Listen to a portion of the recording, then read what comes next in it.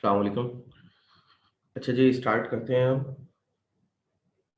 किसी को कुछ पूछना है पिछले क्लास से तो पूछ ले, वरना इस चैप्टर की लास्ट हेडिंग थी, मैं वो डिस्कस करता हूँ, फिर हमें नेक्स्ट चैप्टर की तरफ चलते हैं, chapter number 5, that is free consent.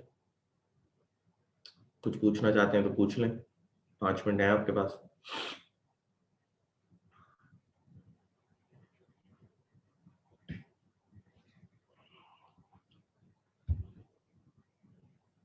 इंसो, ये तो मैंने आपको वॉइस नोट भी भेज दिया था कि इंसॉल्वेंट जो होता है, ये तो ग्रुप पे वॉइस नोट सेंड किया था कि इंसॉल्वेंट वो होता है जिसके पर्सनल एसेट्स जो हैं वो पर्सनल लाइबिलिटीज से कम हो जाते हैं, तो वो शख्स इंसॉल्वेंट हो जाता है, जिसका दिवालिया निकल जाता है। और ऐसे किसी शख्स का अगर दिवालिया निकल जाता है तो उसके साथ लॉ मना करता है कॉन्ट्रैक्ट ना करें, क्योंकि कॉमन सेंस की बात है ना। देखें, आप खुद सोचें, एक शख्स जो पहले से ही कर्ज की वजह से दिवालिया निकल चुका है, आप उसके साथ अगर कॉन्ट्रैक्ट करेंगे तो लॉ आपको कैसे पैसे दिलाएगा?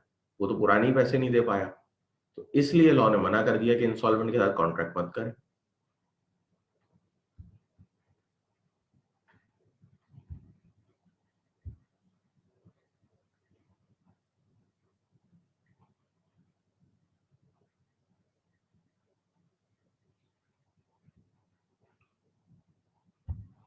और कुछ पूछना है किसी को?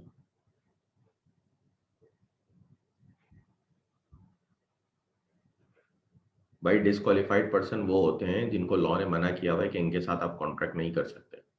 फिर उनके मुख्तलिफ ना कैटेगरीज हैं, मैरिड वुमेन है उसमें, ठीक है, इंसॉल्वेंट है, ये तमाम है।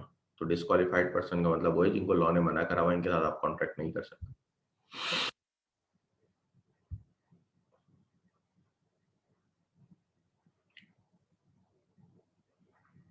अच्छा जी, हम आगे चलते हैं।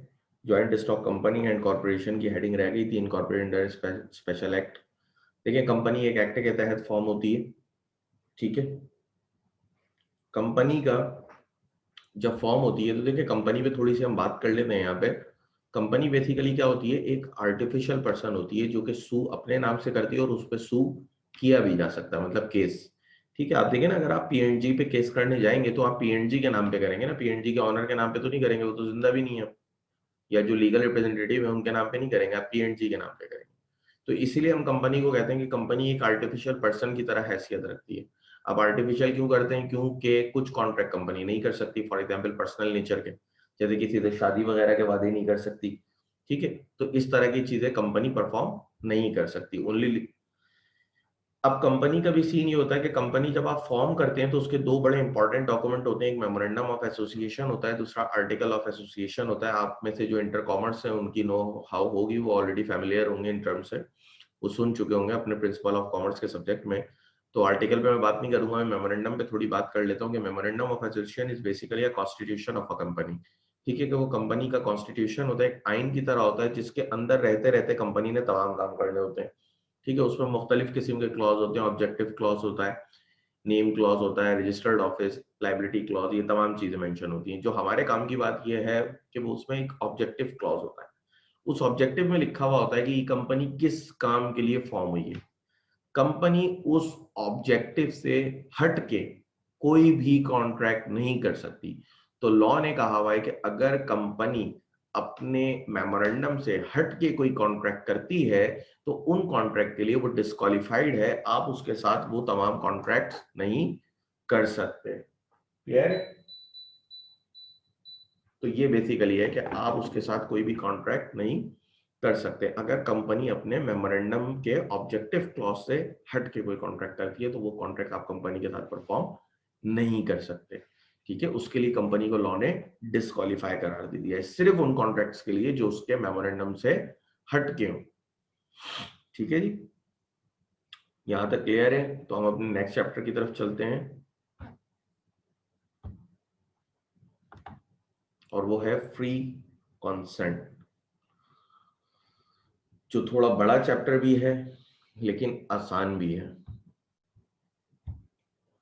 सर दोबारा बता दें, लाइट चली गई थी। सर देखें, लाइट चली गई थी तो आप उसको रिकॉर्डेड लेक्चर में आप सुन लेना, इसके अलावा अगर समझ में ना आया हो तो कोई दूसरी बात करें। ठीक है जी, फ्री कॉन्सेंट करते हैं हम। देखिए इजी कम इजी गो होता है, जो बहुत आसानी से आता है ना वो आसानी से चला जाता है। कुछ स्टूडेंट्स ऐसे होते हैं आप में से जो चीज क्लास में पढ़ा दी जाती है, बार बार बताई जा रही होती है, उसी चीज को दोबारा मुझसे व्हाट्सएप पे पूछना है, हालांकि उनके पास बहुत इजी एक्सेस है कि वो रिकॉर्डेड लेक्चर में जाए और वो चीज सुन ले, लेकिन उसके लिए उन्हें मेहनत करनी पड़ेगी कि लैपटॉप खोलना पड़ेगा, फिर बैड लॉग इन करना पड़ेगा, फिर जाके लेक्चर में ढूंढ के सुनना पड़ेगा। ठीक है, तो जो चीज मुश्किल से आती है ना वो मुश्किल देर तक रुकती भी है, लेकिन वो क्या करते हैं, वो उसका शॉर्टकट ढूंढते हैं, वो कहते हैं सर को एक व्हाट्सएप कर दो। तो ऐसे व्हाट्सएप नहीं करा करें, व्हाट्सएप में सिर्फ क्वेश्चंस पूछा करें, ये नहीं बोला करें कि यही हेडिंग एक्सप्लेन कर दें। वो मैं कभी भी नहीं करूंगा, क्योंकि वो ऑलरेडी मैं क्लास में मुख्तलिफ टाइम्स में करता रहता हूँ, और क्लास में मैंने बोला हुआ है जब तक आपको समझ में ना आए, आप आगे ना बढ़ने दें। ठीक है, तो एक तरीकेकार होता है, आप उसी पे चला करें। अब इस तरह के एक्सक्यूजेस के साथ लाइट चली गई थी दोबारा बता दें, ये चीज हो गई थी, ये हो गया था, तो ये तो आप रिकॉर्डेड लेक्चर में इजीली जाके सुन सकते हैं। ठीक है, हम बात करते हैं फ्री कॉन्सेंट के ऊपर, क्योंकि हमने जब essential elements of a valid contract पढ़ा था तो वहां पे भी एक पांचवा एलिमेंट हमने पढ़ा था फ्री कॉन्सेंट का, कि जब भी दो पार्टीज जो हैं वो आपस में कॉन्ट्रैक्ट करती हैं तो वो कॉन्ट्रैक्ट में जो उनका कॉन्सेंट है वो फ्री होना चाहिए, मतलब उनकी विल जो है वो इन्फ्लुएंस नहीं होनी चाहिए। जरा आए कॉन्सेंट की डेफिनेशन के ऊपर। देखिए कॉन्सेंट की डेफिनेशन क्या कहती है, two or more person are said to consent when they agreed upon the same thing in same sense। कहते हैं कि दो लोग, हम कहते हैं कि उन्होंने अपना कंसेंट दे दिया, दो या दो से ज्यादा लोगों ने, अगर वो सेम थिंग सेम सेंस में एग्री करें। ठीक है, फॉर एग्जाम्पल अगर आप कोई कार परचेज करने जा रहे हैं तो दोनों का माइंड मैच होना चाहिए कि हाँ ठीक है, वो अपनी मर्जी से कार बेचने के लिए तैयार है, आप अपनी मर्जी से कार खरीदने के लिए तैयार है। ठीक है, लेकिन जैसे कि मिस्टर ए ने मिस्टर बी के बच्चे को किडनैप कर लिया और कह रहे हैं कि आप अपनी प्रॉपर्टी मुझे सेल आउट करें, जैसे कि नॉर्मली फिल्मों में होता है। ठीक है, तो अब यहां पे क्या हो रहा है, यहाँ पे सेम थिंग सेम सेंस में नहीं हो रही है, सामने वाला अपनी मर्जी से आपको चीज नहीं देना चाहता। फॉर एग्जाम्पल मोबाइल स्नैचर आए, आपसे मोबाइल छीने और फिर अच्छा इंसान बनने के तौर पे आपको 2,000 रुपए दे दे, तो अगर मैं आपसे पूछूं तो आप कहेंगे मैं तो विलिंग ही नहीं था भाई मोबाइल बेचने के लिए, वो जबरदस्ती दे लेके चला गया मेरा मोबाइल। ठीक है, या आप मेरे पास आए, मैं आपका मोबाइल उठाऊं और आपके हाथ में पैसे रख दूं, आप बोलेंगे मैं विलिंग ही नहीं हूं, मैं क्यों बेचूं। तो ये क्या हो रहा है, बेसिकली हम लोग कॉन्सेंट नहीं दे रहे दोनों, क्योंकि हम सेम थिंग सेम सेंस में नहीं एग्री कर रहे। आप सोच रहे हैं कि आपको तो मोबाइल सेल आउट ही नहीं करना था, और मैं मोबाइल खरीद रहा हूं, तो हमारे सेंसेस ही नहीं मैच हो रहे। तो हम कहते हैं कि कॉन्सेंट क्या होता है, जब सेम थिंग सेम सेंस में हो। ठीक है, सेम थिंग सेम सेंस में हो तो हम कहते हैं कि उसने अपना कॉन्सेंट दे दिया। क्लियर, ये चीज होती है कॉन्सेंट के, जब दो या दो से ज्यादा लोग सेम थिंग सेम सेंस में एग्री कर लें तो हम कहते हैं कि ये कॉन्सेंट हो गया अपना, और इसको बेसिकली कहा जाता है आइडेंटिटी ऑफ माइंड्स। ठीक है, यहाँ पे देखें, मैं हाईलाइट करता हूं, यहाँ पे एक चीज लिखी हुई है कंसेंसस एड इडम।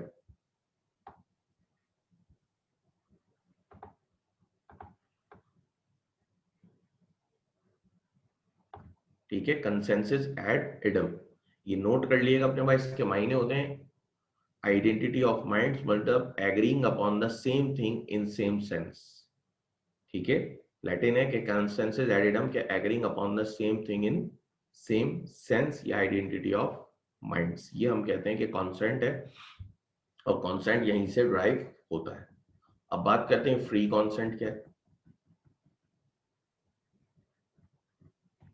देखिए फ्री कॉन्सेंट हम क्या कहते हैं, पढ़े, consent is said to be free when it is not caused by, वो कॉन्सेंट फ्री होता है जो कि इन पांच चीजों से इन्फ्लुएंस ना हुआ हो। कौन कौन सी, coercion, undue influence, misrepresentation, fraud या मिस्टेक।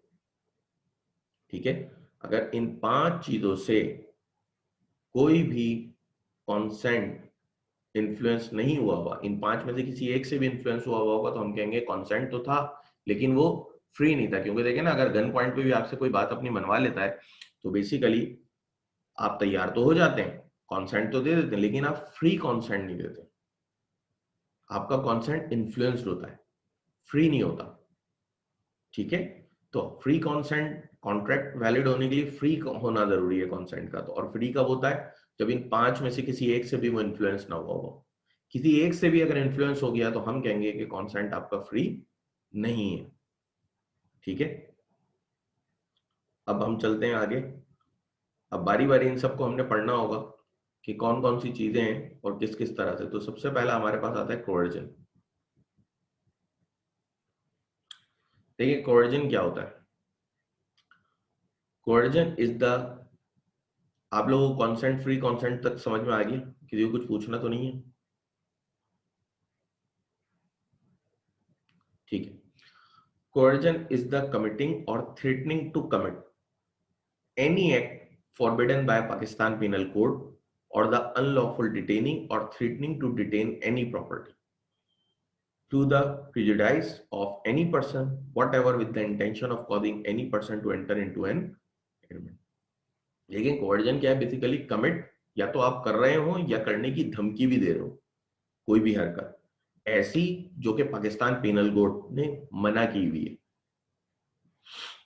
ठीक है, जो कि पाकिस्तान के लॉ ने मना की हुई है, पाकिस्तान पेनल कोड ने मना की हुई है। अगर ऐसी कोई भी हरकत आप कर रहे हैं या करने की धमकी दे रहे हैं, कमिट या थ्रेटनिंग टू कमिट, सिर्फ करने की धमकी भी दे रहे हैं, या अगले की प्रॉपर्टी को होल्ड कर रहे हैं, या होल्ड करने की, डिटेन करने की अपने तौर पे धमकी दे रहे हैं उसको, ठीक है, कि अनलॉफुली डिटेन करेंगे इस गर्ज से कि वो आपके कॉन्ट्रैक्ट में आ जाए, तो हम कहते हैं कि यह आपने कोवर्जन कर दिया। ठीक है, फॉर एग्जाम्पल किसी ने आपके ऊपर गन रखी और आपसे कोई कॉन्ट्रैक्ट साइन करा लिया। गन रखने का मतलब क्या है? आपकी विल को इन्फ्लुएंस कर रहा है ना, धमकी दे रहा है कि जान से मार दूंगा। किसी ने कोई बच्चा किडनैप कर लिया, ठीक है, आपकी प्रॉपर्टी थी, वो डिटेन कर ली उसने अपने पास, ठीक है, या आपकी कोई दूसरी चीज डिटेन कर ली, आपका कोई गोल्ड वगैरह कोई भी चीज अपने पास अनलॉफुली डिटेन करी हुई है कि कॉन्ट्रैक्ट साइन करो अदरवाइज मैं ये वापस नहीं दूंगा। ये बेसिकली क्या हो रहा है? कोवर्जन ही हो रहा है ना, ये तो कोवर्जन है, क्योंकि ये सारी चीजें पाकिस्तान पेनल कोड ने मना करी हुई है। तो जो भी चीज पाकिस्तान पेनल कोड ने मना करी हुई है, अगर वो आप किसी को थ्रेट कराएं या करें वाकई में वो चीज, या अनलॉफुली कोई चीज डिटेन करें प्रॉपर्टी वगैरह, तो इसको हम कहते हैं कि आपने कोवर्जन करा कॉन्ट्रैक्ट में लाने की गर्ज से अगले को, और उसका कॉन्सेंट फ्री नहीं था, क्योंकि वो कॉन्सेंट कॉज्ड हो गया किससे? कोवर्जन से। तो अगर कोवर्जन शामिल हो गया तो इसका मतलब है कॉन्सेंट फ्री नहीं था, और जो भी कॉन्ट्रैक्ट बनेगा अब वो एक वैलिड कॉन्ट्रैक्ट नहीं बनेगा। ठीक है, कि मतलब जो भी कॉन्ट्रैक्ट अब बनेगा वो एक वैलिड कॉन्ट्रैक्ट नहीं होगा। क्लियर है यहां तक? अब मजीद है, the explanation to the section further adds that it is immaterial whether the Pakistan Penal Code is or not enforced in the place where the coercion is implied। कहते हैं कि मजीद सुन लें कि ये बात एक इमटेरियल बात है कि जिस जगह कोवर्जन हुआ है उस जगह पाकिस्तान पीनल कोड एप्लीकेबल था या नहीं था। फॉर एग्जांपल आपने समंदर की हुदूद में करा था, ठीक है, आपने समंदर में दूसरे मुल्क की हुदूद में करा था, वहां पे आपने किसी से कोवर्जन करके कॉन्ट्रैक्ट करा लिया, शिप यहाँ पे पहुंचा, तो आपने जाके कोवर्जन का केस फाइल कर दिया कि भाई मैंने तो ये सूट जो है कोवर्जन की बेस पे इसने मुझसे एग्रीमेंट कराया, मैं तो परफॉर्म नहीं करूंगा। ठीक है, क्यों? क्योंकि ये वाइडेबल कॉन्ट्रैक्ट होता है ना, ये तमाम के तमाम वाइडेबल कॉन्ट्रैक्ट होते हैं जिसमें आपका कॉन्सेंट फ्री ना हो। ये बात हमने पढ़ी थी, ठीक है। और जब वाइडेबल होता है तो दो तरीके होते हैं, या तो आप उसको इकरार कर लें या उसको वाइड कर दें। ठीक है, वो वाइडेबल होता क्या है बेसिकली, कि जब एक या एक, जब eight the option of one or more party के ऑप्शन पे आ जाए एक तरफ कि भाई वो पार्टी इसको वॉइड कर सकती है। अब कोवर्जन से अगर आपने किसी से कॉन्ट्रैक्ट करा था, ठीक है, उसने गन पॉइंट पे उस वक्त साइन कर दिया, लेकिन अब उसके बाद टाइम है कि वो अदालत का दरवाजा खटखटा सकता है। ठीक है, तो अब क्या है, देखें, जिस पार्टी के ऊपर आपने गन रखी थी उस पार्टी के पास ये ऑप्शन था कि वो इस कॉन्ट्रैक्ट को चाहे तो परफॉर्म करता चला जाए। क्या आज धमकी दी, कल हो सकता है मार भी दे। अदालतों का तो आपको पता है ना।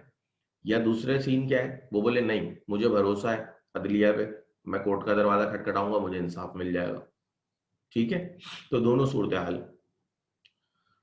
तो अगर वो बोलता है कि नहीं मैं मजीद परफॉर्म नहीं करूंगा, मैं कोर्ट की तरफ जाता हूं, तो हम कहते हैं उसने कॉन्ट्रैक्ट को रेसेंड कर दिया, कैंसिल कर दिया, यानी वाइडेबल कॉन्ट्रैक्ट था ये। जब कॉन्ट्रैक्ट आपका कॉन्सेंट फ्री ना हो तो हम कहते हैं वो वाइडेबल कॉन्ट्रैक्ट है। At the option of one or more party can be avoid, can avoid this contract. ठीक है, कि एक या एक से ज्यादा पार्टीज कॉन्ट्रैक्ट को अवॉइड कर सकती हैं, लेकिन कौन सी पार्टियां करेंगी? जो कि एजरीफ पार्टियां होंगी, जो कि प्लेंटिफ होंगे, जो कि मजलूम होंगे, ठीक है। सिर्फ वही पार्टियां होंगी जिनके विल को, जिनके कॉन्सेंट फ्री नहीं होंगे, जिसके साथ कोवर्जन या बाकी दूसरी कोई ऐसी चीज हुई हो जिससे उसका कॉन्सेंट फ्री ना रहा हो, ठीक है, तो वही पार्टी उसको वो कर सकती है। तो ये बात तो एक इमटेरियल है कि भले जहां पे भी कॉन्ट्रैक्ट बना वहां पे coercion, Pakistan penal code apply होता था या नहीं होता था, लेकिन जब वो सूट फाइल कर दे पाकिस्तान की हदूद में आके तो फिर कोवर्जन को हम कंसीडर करेंगे, अगर वो हुआ था तो, ठीक है। अब मजीद आगे चलते हैं। देखिए जी,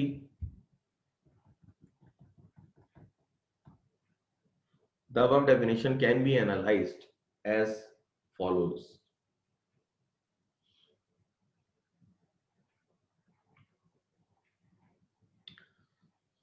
Coercion implies committing or threatening to commit any act forbidden by Pakistan Penal Code, or unlawful detaining or threatening to detain any property with the intention of causing any person into an agreement.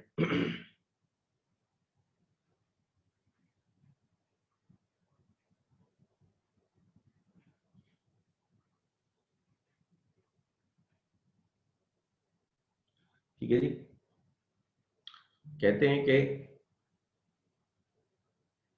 पहली example सुने, committing or threatening to commit, ठीक है, इसके क्या मायने हुए? कहते हैं कि coercion implies committing or threatening to commit any act forbidden by the Pakistan penal code. अगर मैं इसकी एग्जांपल दूं तो आप किसकी ए को बोलें कि अगर तुमने मुझे अपना घर रेंट पे नहीं दिया तो मैं तुम्हें गोली मार दूंगा, या अगर तुमने अपनी कार मुझे सेल नहीं करी तो मैं तुम्हें गोली मार दूंगा।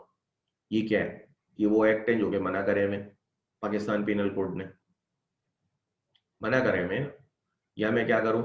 दूसरा क्या है? Unlawful detaining or threatening to detain any property, ठीक है। जैसे कि इसमें देखें,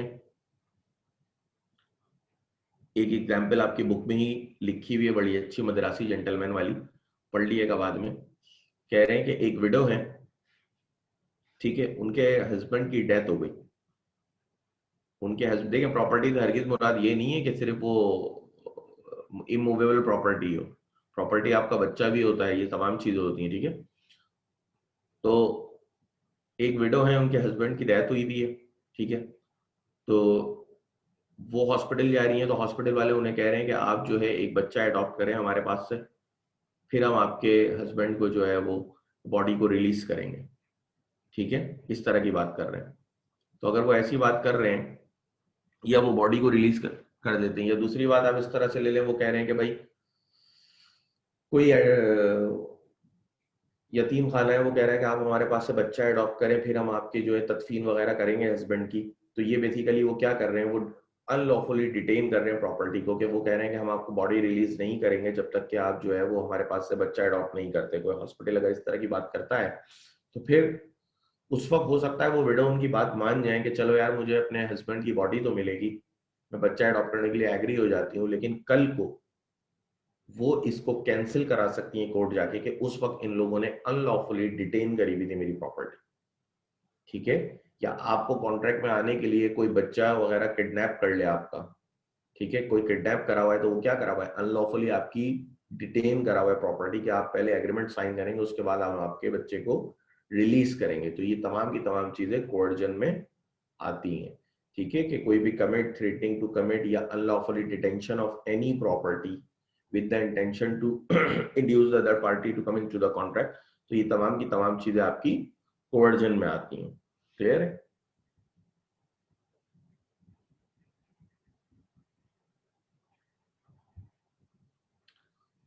हैंड रेज नहीं करें, क्वेश्चन रिटर्न में लिख दें, हैंड रेज का ऑप्शन बंद हुआ हुआ है। अच्छा जी, सेकंड एग्जांपल में,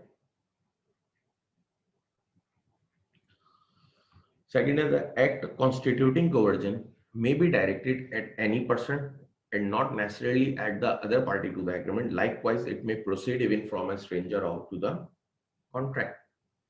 कह रहे हैं कि कोवर्जन में ये भी जरूरी नहीं कि दोनों पार्टियां ही, जो शख्स कोवर्जन कर रहा है वो खुद ही एडवांटेज ले, वो किसी और को भी दिला सकता है, और दूसरा वो जरूरी भी नहीं है कि धमकी सिर्फ आपको दे, वो कुछ और भी कर सकता है। स्ट्रेंजर टू अ कॉन्ट्रैक्ट के हवाले से भी धमकी दे के आपको कोवर्जन में ला सकता है। For example, mister A mister B के पास जाते हैं और कहते हैं कि अगर तुम मेरे साथ मुझे अपनी कार सेल नहीं करोगे तो मैं मिस्टर सी को शूट कर दूंगा, जो कि सी उनके दोस्त हैं, बी के दोस्त कह लें, भाई कह लें, कुछ भी कह लें, ठीक है।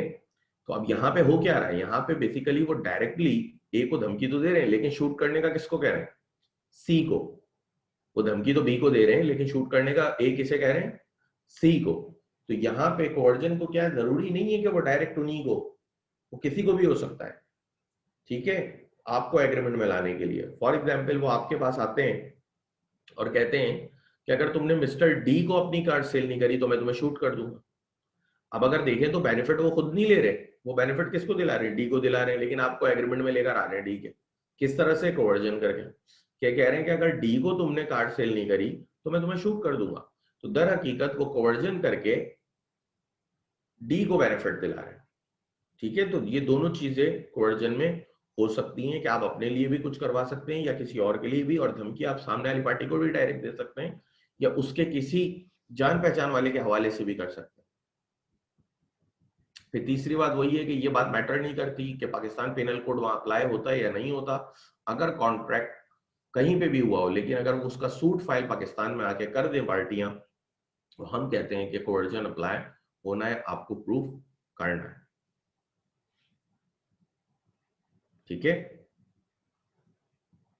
अब मजीद आ जाए आगे, दो हेडिंग्स हैं, पहली मैं पढ़ रहा हूं, दूसरी अभी आप सोचें कि किसी को खुदकुशी की धमकी देना कोवर्जन है कि नहीं है। क्योंकि ये याद रखिएगा, किसी को खुदकुशी की धमकी देना सजा का मुस्तहिक नहीं होता बंदा। अगर आप किसी को खुदकुशी की धमकी दें कि अगर आपने मेरी बात नहीं मानी तो मैं अपने आप अपनी जान दे दूंगा, इससे आप पे कोई सजा नहीं आती। सजा तब है जब सिर्फ आप, और जब आप खुदकुशी कर लेते हैं तो भी आप पे कोई सजा नहीं आती, क्योंकि आप जिंदा रहते ही नहीं। सजा सिर्फ अटेम्प्ट टू सुसाइड पे आ रही है,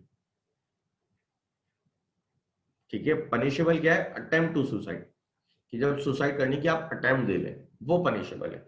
किसी को सिर्फ धमकी दें आप खुदकुशी करने की, वो भी पनिशेबल नहीं होता पाकिस्तान पेनल कोड की नजर में, ठीक है। आप खुदकुशी कर लेते हैं फिर तो कॉमन सेंस की बात है कि आप जिंदा ही नहीं है, पनिशेबल क्या होगा अगर आप सक्सेसफुल रहते हैं। हाँ, अगर आप सिर्फ अटेम्प्ट देते हैं खुदकुशी करने की, कि आप जान के किसी जान पहचान वाले के पास ही खड़े हो गए, जहर पीते हैं कि यार अगर वो मुझे हॉस्पिटल ले जाएगा टाइम से और मैं बच जाऊंगा, ठीक है, अक्सर लोग ऐसा कर रहे होते हैं।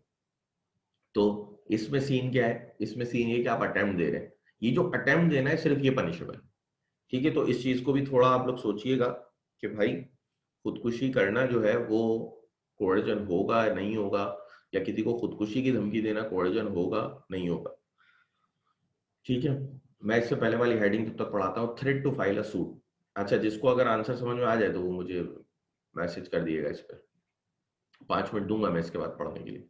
Threat to file a suit, to threaten a criminal or civil prosecution does not constitute coercion because it is not act forbidden by Pakistan Penal Code, but a threat to file a suit on a false charge constitute coercion. For such an act is forbidden by the Pakistan Penal Code. ठीक है, कह रहे कि किसी को case करने की धमकी देना, सूट फाइल करने की धमकी देना कोवर्जन है नहीं है, क्योंकि ये एक ऐसा एक्ट है जो पाकिस्तान पेनल कोड ने मना ही नहीं करा। आप कर सकते हैं, ठीक है, आप किसी पे सूट फाइल कर सकते हैं, बशर्त ये कि सच्चा मुकदमा, झूठा मुकदमा वो कोवर्जन है। अगर आप किसी को झूठा मुकदमा फाइल करने की धमकी दे रहे हैं ना, तो वो आप कोवर्जन कर रहे हैं कि तुम मुझसे कॉन्ट्रैक्ट करो वरना मैं तुम पे झूठा केस बना के डाल दूंगा, ठीक है। ये आप किसी के साथ कोवर्जन कर रहे हैं। लेकिन अगर सच्चा केस है और वो धमकी आप दे रहे हैं तो वो बेसिकली कोवर्जन नहीं है, ठीक है, वो कोवर्जन में नहीं आता। झूठा मुकदमा करना वो कोवर्जन। इसी तरह थ्रेट टू कमिट सुसाइड, अब इसको पढ़े 5 मिनट और कोई बताना चाहे तो बता दे, मैसेज में लिख दे आंसर।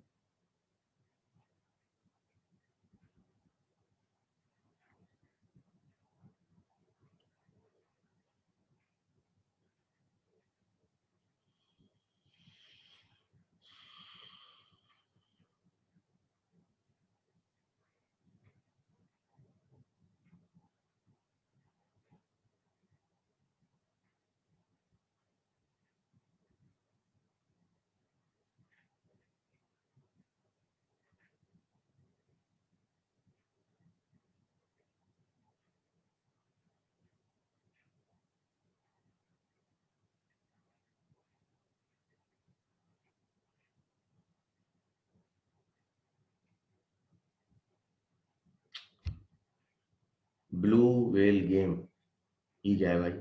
ये तो गेम था, मैंने भी ढूंढा था, मुझे मिला नहीं था। तो ब्लू वेल गेम क्या था? इससे क्या मायने देना चाह रहे हो तुम? Threat to file a suit की कोई एग्जांपल सर?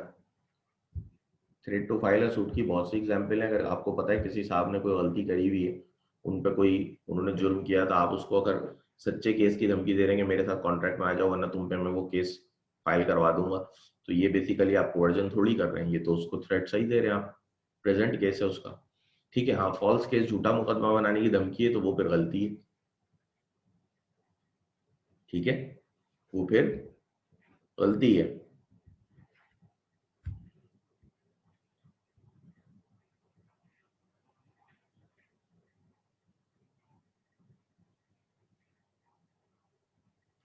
ठीक है जी। ठीक है जी। थ्रेट टू कमिट सुसाइड एक कोवर्जन है। ठीक है। ठीक है, वो पनिशेबल नहीं है। ठीक है, कि किसी को खुदकुशी की धमकी देना पनिशेबल नहीं है। ये बात समझ में आती है कि अगर आप किसी को थ्रेट टू कमिट सुसाइड कर रहे हैं तो वो धमकी नहीं है। ठीक है, ये बात हमारी समझ में आ रही है। लेकिन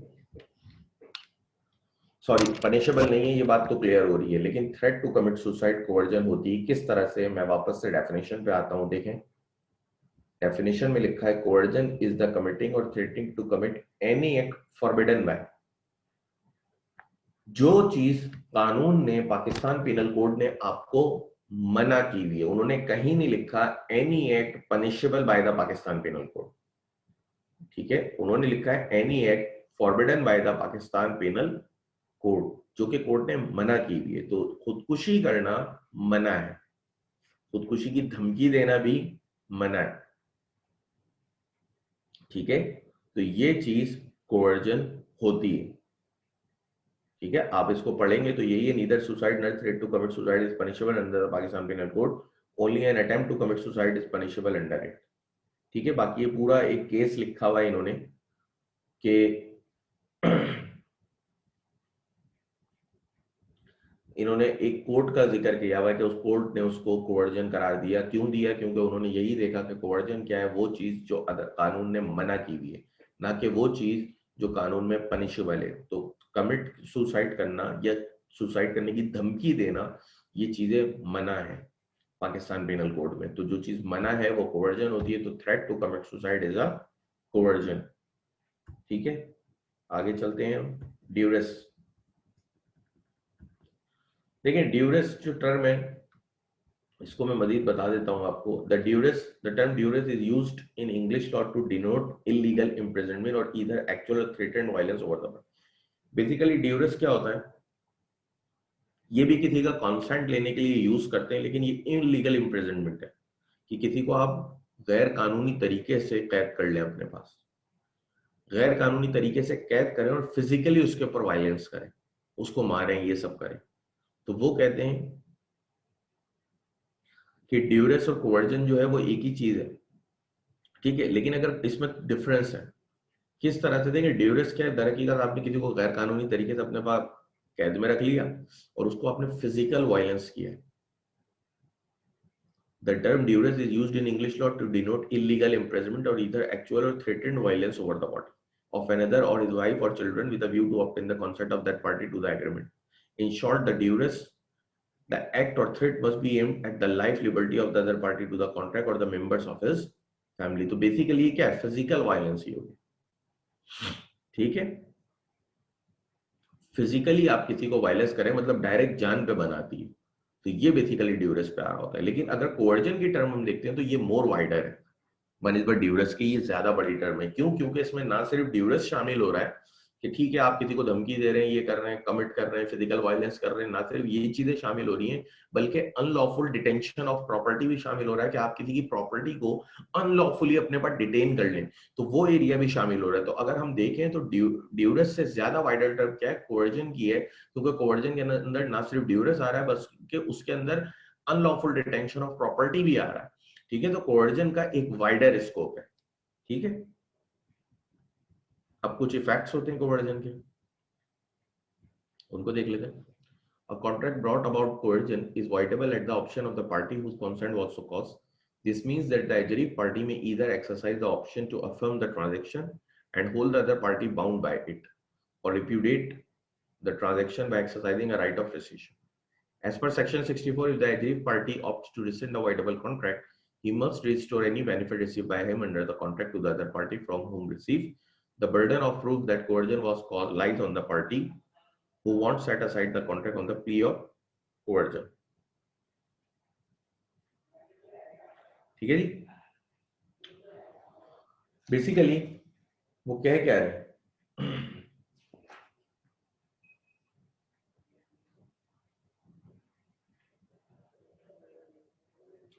देखें वो कह रहे हैं कि कोवर्जन का इफेक्ट क्या होता है। जब भी किसी का कॉन्सेंट फ्री नहीं होता, आप उसके साथ कोवर्जन करते हैं। ये बहुत पहले मुझसे किसी ने पूछा भी था एक सवाल, वॉइडेबल कॉन्ट्रैक्ट में सर रिस्टोरेशन होगी क्या क्या होगा, तो आज हम बारी बारी देखते हैं। तो सबसे पहले तो देखें कोवर्जन में क्या होगा। कोवर्जन जब भी आप करते हैं तो कोवर्जन में होता क्या है, बेसिकली जब किसी के साथ कोवर्जन हो जाए, उसका कॉन्सेंट कॉस्ट हो जाए बाय कोवर्जन, तो उसके बाद दो ऑप्शन आ जाते हैं कॉन्ट्रैक्ट साइन के बाद। पहला तो आ जाता है कि भाई वो चाहे तो इसको एग्री करे और आगे भी कंटिन्यू कर ले कि चलो यार अब तो हो ही गया, परफॉर्म कर लो। दूसरा आता है कि नहीं, इसको रिप्यूडिएट कर दे, मतलब रिसेंट कर दे, कैंसिल कर दे। ठीक है, तो अगर वो कैंसिलेशन की तरफ जाता है तो अगर उसने भी कोई बेनिफिट लिया था कॉन्ट्रैक्ट से तो वो रिस्टोर करेगा। फॉर एग्जांपल आपसे कॉन्ट्रैक्ट तो गन पॉइंट पे हुआ है, लेकिन आपको एडवांस चेक मिल गया है जो आपके अकाउंट में आ गया, तो वो जो चेक है जो आपने एडवांस में रिसीव किया है वो भी आज आप वापस करेंगे जब आप रिसेंट के ऑप्शन की तरफ जाएंगे रिप्यूडिएट करने के लिए कॉन्ट्रैक्ट। ठीक है, तो रिस्टोरेशन ऑफ बेनिफिट होगा कोवर्जन में। अच्छा, बर्डन ऑफ प्रूफ किस पे आएगा? बर्डन ऑफ प्रूफ उस शख्स पे आएगा जो कॉन्ट्रैक्ट कैंसिल कराना चाहता है, मतलब एग्रीव पार्टी। वो बताएगा कि भाई मेरे साथ कोवर्जन हुआ था, ठीक है, ये उसको प्रूफ करना है कि उसके साथ कोवर्जन हुआ था। तो बर्डन ऑफ प्रूफ चला जाता है एग्रीव पार्टी के ऊपर। ठीक है जी, यहां तक क्लियर है? ये पूरा आपका कोवर्जन का एरिया था। यहां से किसी को कुछ पूछना है तो पूछें, वरना हम नेक्स्ट स्टेप पे चलते हैं, अनड्यू इन्फ्लुएंस पे।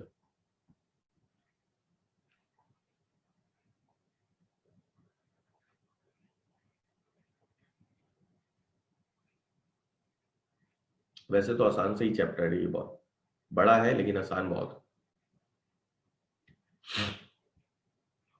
है। एक सवाल पूछा है किसी ने, इफेक्ट बता दे वापस। देखिए इफेक्ट क्या होगा, जब भी किसी के साथ कोवर्जन होता है तो उसके बाद दो ऑप्शन आते हैं, या तो लास्ट वाला पॉइंट वही इफेक्ट का ही हो गया ना, जब भी किसी के साथ कोवर्जन होता है तो उसके पास दो ऑप्शन आते हैं। ठीक है, या तो वो कॉन्ट्रैक्ट को एग्री करे, आगे वो कंटिन्यू कर ले, या दूसरा पॉइंट क्या होता है कि वो कॉन्ट्रैक्ट को रिसेंड कर दे। दो ऑप्शन। अगर चाहे वो कॉन्ट्रैक्ट को एग्री करता है तो फिर तो ठीक है, कॉन्ट्रैक्ट परफॉर्म हो जाएगा जिस तरह का वो फॉर्म हुआ था। लेकिन अगर वो कॉन्ट्रैक्ट को रिसेंट करता है, रिप्यूडिएट की तरफ जाता है, तो फिर अगर उसने कोई बेनिफिट उसने भी लिया था कॉन्ट्रैक्ट से तो वो भी वो वापस करेगा। फॉर एग्जाम्पल आपसे कोई मोबाइल लेने आया था, वो गन पॉइंट पे कॉन्ट्रैक्ट करके आपको 10,000 रख दिया कि बाकी मैं बाद में दूंगा 10,000। मोबाइल 1 लाख का था लेकिन वो बहरहाल आपसे कम में कर गया, जो भी कर गया। ठीक है, अब जो आप रिप्यूडिएशन की तरफ जा रहे हैं कि कैंसिलेशन की तरफ जा रहे हैं, तो जो 10,000 आपने लिए थे वो आपको वापस करने। ठीक है, तो रिस्टोरेशन ऑफ बेनिफिट होगा। बर्डन ऑफ प्रूफ किस पे आएगा? वो उस पे आएगा जो बोलेगा कि मेरे साथ कोवर्जन हुआ है। ठीक है, जो खुद से बोलेगा कि मेरे साथ कोवर्जन हुआ है वही प्रूफ करेगा। क्लियर है यहां तक?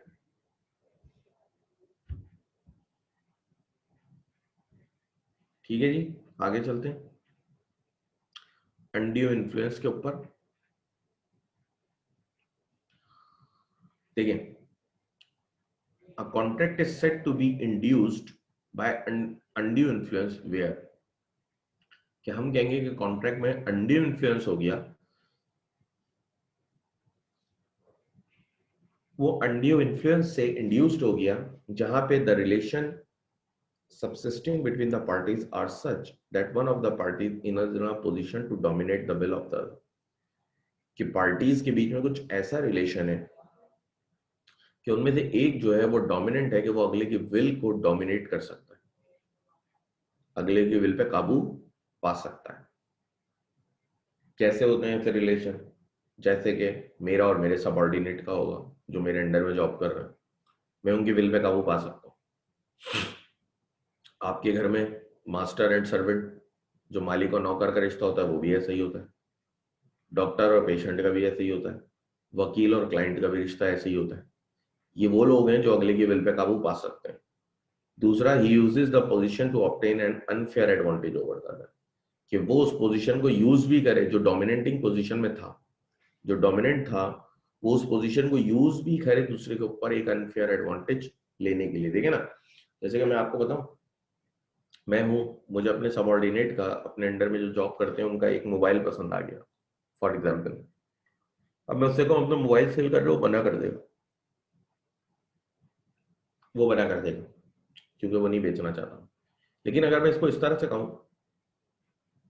कि लगता है तुम्हें इस बार की पोजीशन नहीं, इस बार तुम्हें इंक्रीमेंट नहीं चाहिए या बोनस नहीं चाहिए, अब ये मैं क्या कर रहा हूँ, ये मैं एंडी इन्फ्लुएंस कर रहा हूँ, क्योंकि अब वो एग्री हो जाएगा। मैं बेसिकली उससे डोमिनेंट हूँ, हमारे बीच में रिलेशन ऐसा है कि मैं डोमिनेंट हूँ।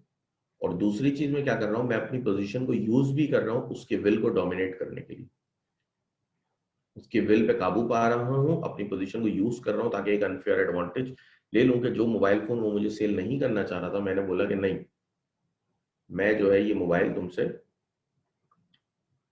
वैसे ले रहा हूँ, उसकी विल को डोमिनेट कर रहा हूँ। मैंने कहा ना कि भाई तुम्हें लग रहा है इस बार प्रमोशन नहीं चाहिए या तुम्हें इस बार इंक्रीमेंट नहीं चाहिए, तो ये बेसिकली मैंने क्या करा, मैंने विल को डोमिनेट करा और अपनी पोजीशन को भी यूज करा कि मैं उसके ऊपर एक अनफेयर एडवांटेज ले सकूं। तो अंडी इन्फ्लुएंस में ये बहुत जरूरी है कि दोनों पार्टीज के दरमियान जो रिलेशन हो वो नियर रिलेशन, सॉरी, ऐसा रिलेशन हो जिसमें एक पार्टी डोमिनेट हो दूसरे के ऊपर, और जो डोमिनेटिंग पार्टी है ये भी जरूरी है कि वो अपनी पोजीशन को यूज करे एक अनफेयर एडवांटेज लेने के लिए दूसरे के ऊपर। तो ये आपके पास आता है अनड्यू इन्फ्लुएंस।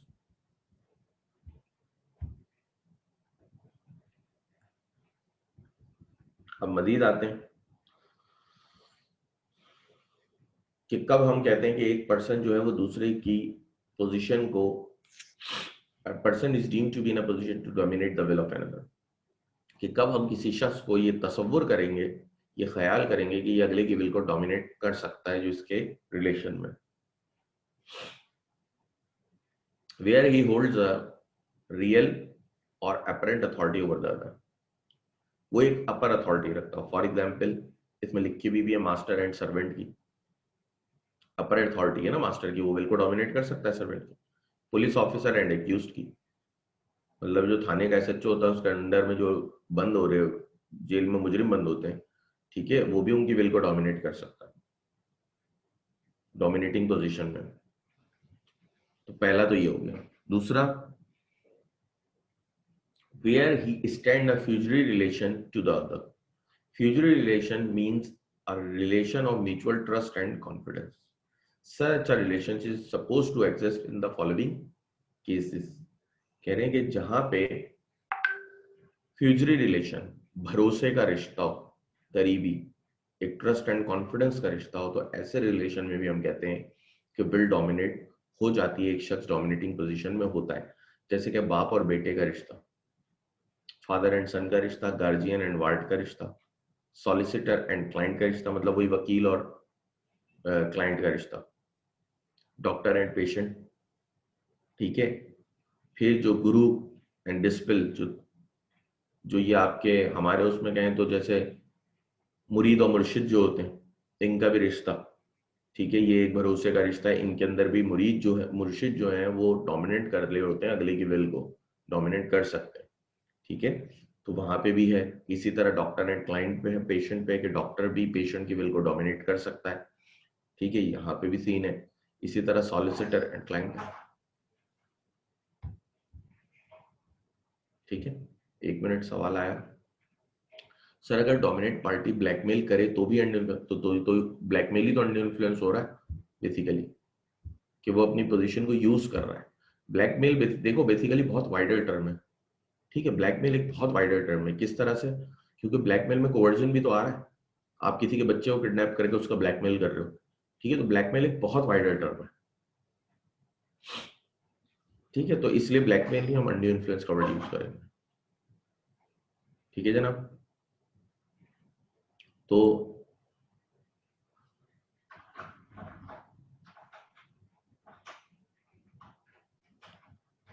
एक मिनट होल्ड करें।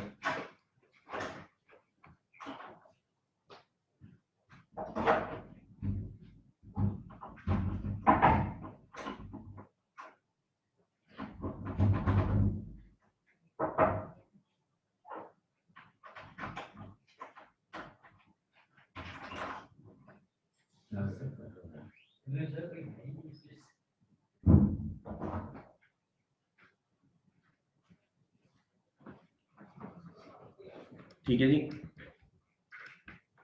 तो बेसिकली अनड्यू इन्फ्लुएंस में आपके पास दूसरा आ गया फ्यूजरी रिलेशन के, एक भरोसे का जो रिश्ता होता है वो भी आपके पास एक अनड्यू इन्फ्लुएंस के ऊपर आ जाता है। ठीक है, कि father and son, guardian ward, patient and doctor. ठीक है, डॉक्टर भी बिल को डोमिनेट करता है, ये भी भरोसे का रिश्ता है ना, कि अगर आप हॉस्पिटल के बेड पे लेटे हो तो डॉक्टर जो भी कहा वही मान रहे होते हैं, तो ये भी एक फ्यूजरी रिलेशन है। ठीक है, इसी तरह सेकंड थर्ड वन क्या है, where he makes a contract with a person whose mental capacity is temporary or permanently affected by a reason of age, illness or mental or body distress, या old illiterate person. अगर आपका किसी old illiterate person से रिश्ता है, ठीक है, ऐसी कोई चीज है, तो वो भी आप जो है अनड्यू इन्फ्लुएंस में आता है। ठीक है, ये भी चीज एक अनड्यू इन्फ्लुएंस में आती है। क्लियर? सवाल देख लेते हैं, इस पे सवाल क्या आया है। सॉलिसिटर वकील को कहते हैं। What is solicitor? इसका मतलब है वकील। Clear?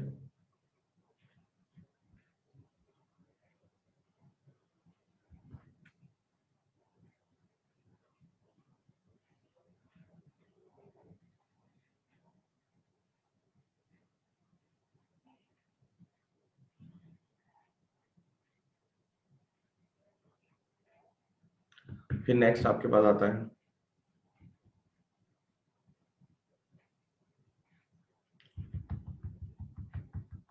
it is to be observed that for proving the use of undue influence, both the elements mentioned above, namely the other party was in a position to dominate his will, the transaction was an unfair one, must be established. ठीक है, कह रहे हैं कि ये तमाम चीजें जो हमने ऊपर डिस्कस करी हैं, इनके अंदर अनड्यू इन्फ्लुएंस क्रिएट हो जाता है क्योंकि पार्टीज ऐसी पोजीशन पे होती हैं। सर आवाज कट रही है आपकी, सर पॉइंट सी दोबारा रिपीट कर दें। एक मिनट, आवाज को मैं चेक करता हूँ, एक मिनट जरा वेट करें, मैं कॉल रिसीव कर लूँ फिर मैं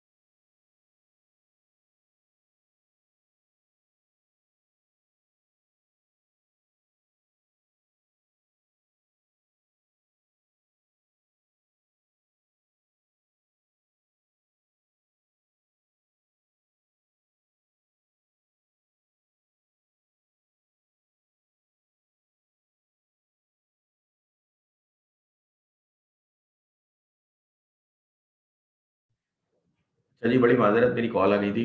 अच्छा, पॉइंट आप लोग पूछ रहे हैं, मैं कौन सा बताऊं सर? आवाज कट रही है आपकी, ये देखो आप सही हो गई होगी शायद। बाकी तो किसी को आवाज का कोई प्रॉब्लम नहीं है ना सर? पॉइंट सी दोबारा रिपीट कर देखिए। पॉइंट सी क्या है? Where he makes a contract with a person whose mental capacity is temporary or permanently affected.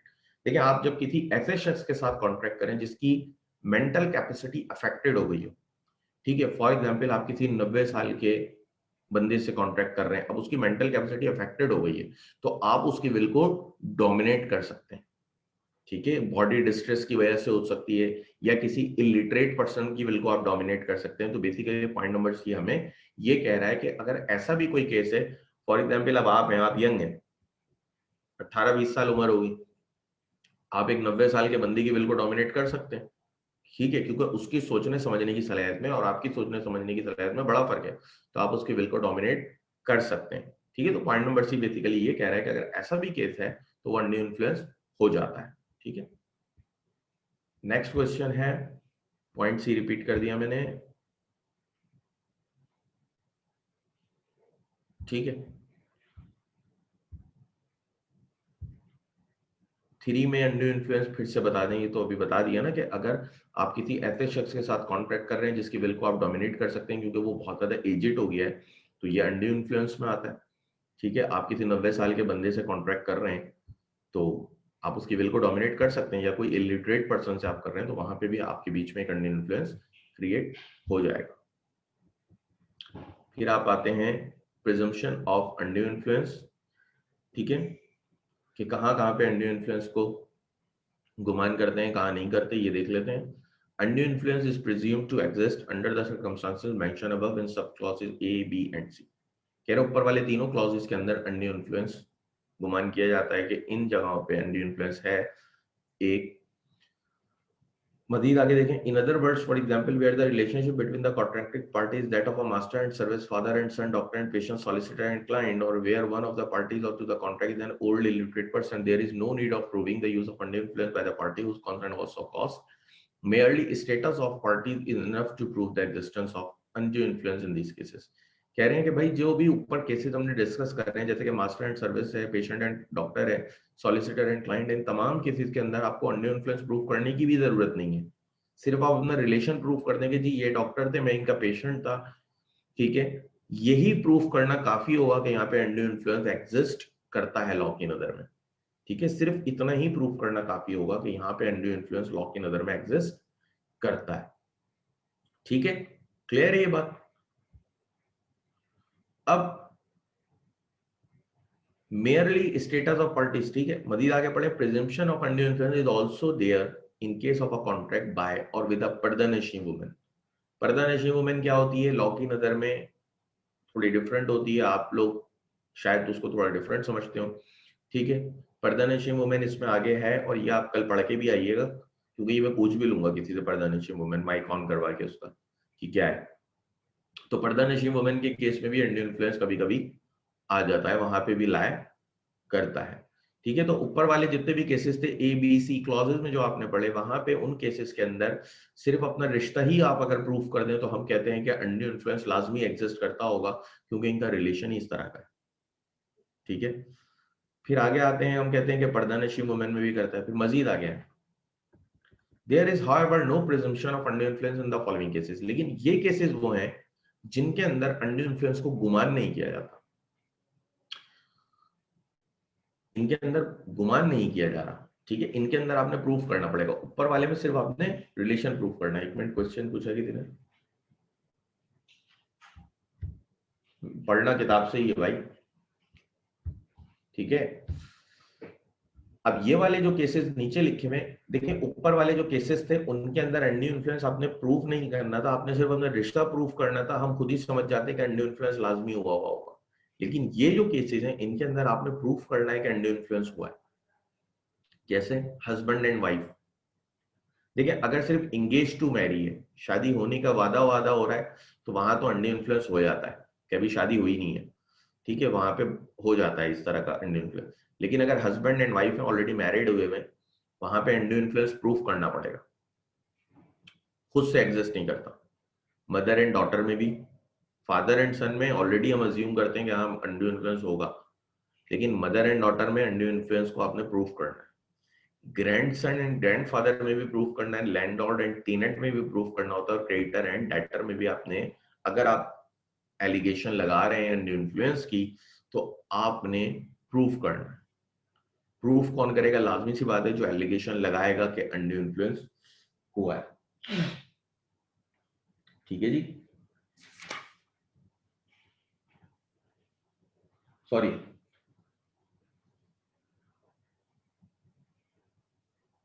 ठीक है, इन केसेस में तो अनड्यू इन्फ्लुएंस लगाएगा, वो प्रूफ करेगा। ठीक है, नेक्स्ट हम चलते हैं, 1 मिनट सवाल देख लेते हैं आखिरी। Sir, any women who used to live in seclusion or used to practice purdah is known as pardanashin women. बेटा ये पढ़ना तुम, ये पहले पढ़ लेना फिर मुझे बताना, ठीक है।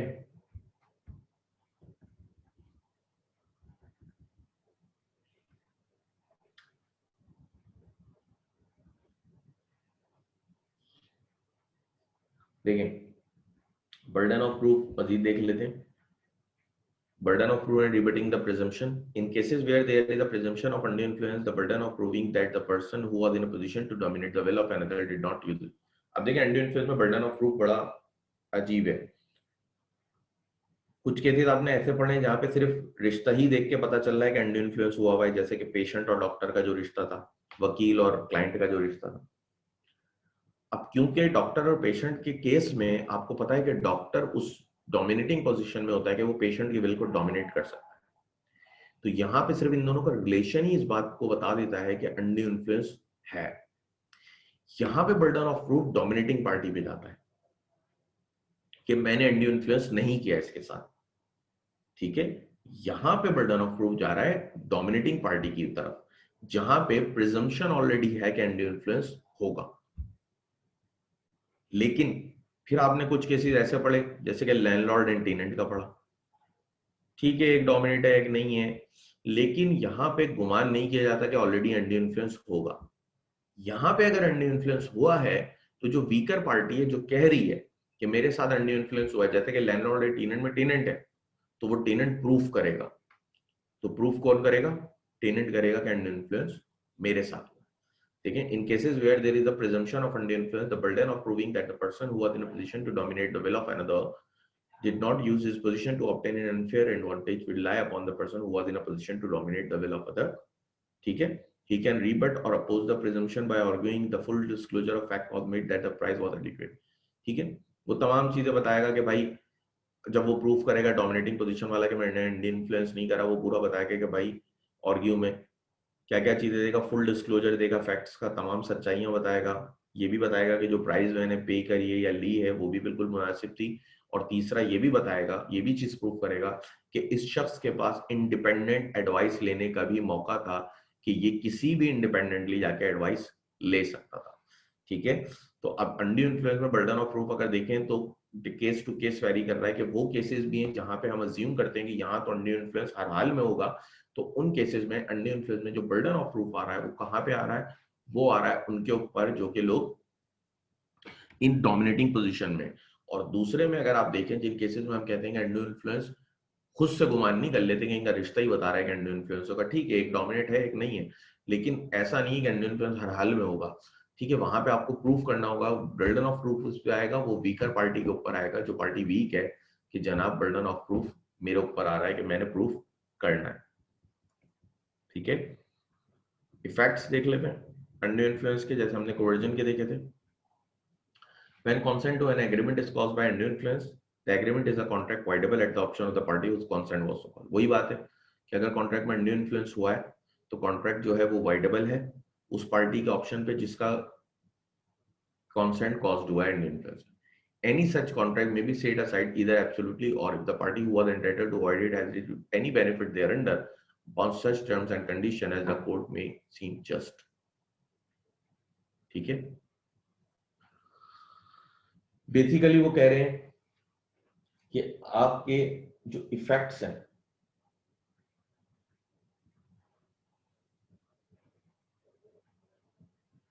कह रहे हैं कि जो भी दर हकीकत ये भी यही कह रहे हैं कि रजिस्टोरेशन और बेनिफिट कर दें, कि जो भी एजरीफ पार्टी अगर उसने कोई बेनिफिट लिया हुआ है तो वो वापस कर दे। ठीक है, तो रिस्टोरेशन बेसिकली अंडर इन्फ्लुएंस में भी हो जाएगी। ये फैक्ट्स हैं इसके। ठीक है, फिर मजीद हम आगे चलते हैं। अनकॉन्शनेबल ट्रांजैक्शन।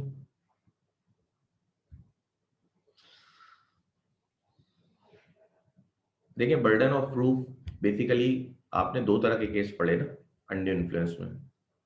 पहला आपने पढ़े कुछ ऐसे रिश्ते आपने देखे जिनमें हम कहते हैं ABC केसेस जो आपने देखे थे, हमने कहा अगर इन केसेस में कोई रिश्ता आ रहा है तो भाई पक्की बात है अंडर इन्फ्लुएंस हुआ होगा, हम खुद से ही गुमान कर लेंगे, सिर्फ अगर रिश्ता ही प्रूव हो जाए।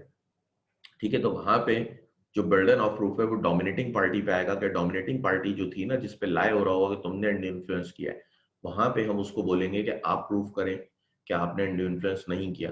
फिर वो आपको प्रूव करने के लिए फुल डिस्क्लोजर ऑफ फैक्ट्स भी देगा, ये भी बताएगा कि जो प्राइस वगैरह थी वो भी बिल्कुल मुनासिब थी। फिर तीसरी चीज वो ये भी बताएगा कि भाई ये जो वीकर पार्टी थी इसके पास इंडिपेंडेंटली एडवाइस लेने का टाइम था, अलाउ था, ये ले सकता था।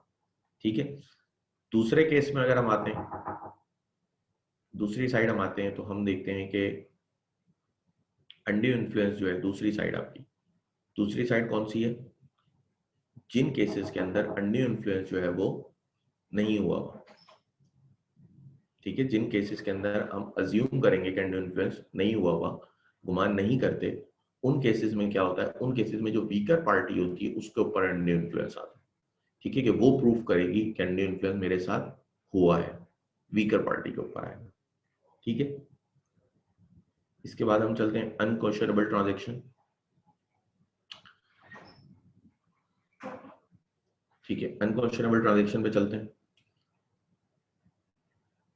अनफेयर, यहां तक अंडर इन्फ्लुएंस में किसी को कुछ पूछना है?